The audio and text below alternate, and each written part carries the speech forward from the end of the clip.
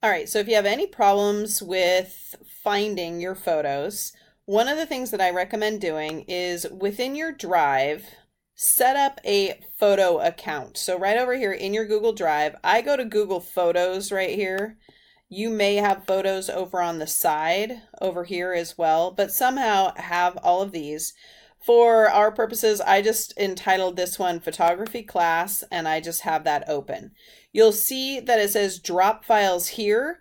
So, or you can use the new button. I just like to drag and drop things. So I'm going to keep this open, but what I'm going to do is I'm going to minimize this. So I'm going to go up here to my squares, boop, boop, boop, right there, minimize that.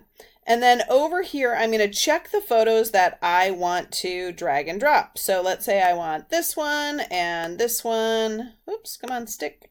And I want this one and this one and this one. Okay, so I've got all the pictures that I want. I'm also going to minimize this screen. And then I'm going to take those pictures and they should all go at the same time. Where did they go?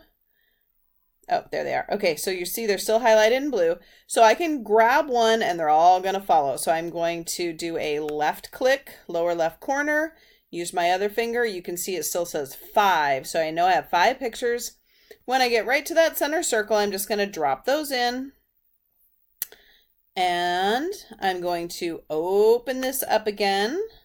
And you can see it's uploading these 4 items. 1, 2, 3, 4, or uploading all 5. It's got 2 more to go, and there they are. So now I've got all of my photos right here in my Google Drive, so I can access those from anywhere at any time, and I can put these into other programs too. So even if you're on a Mac at home and you want to get into Safari and use the iMovie, you'll be able to still access these from your Google Drive.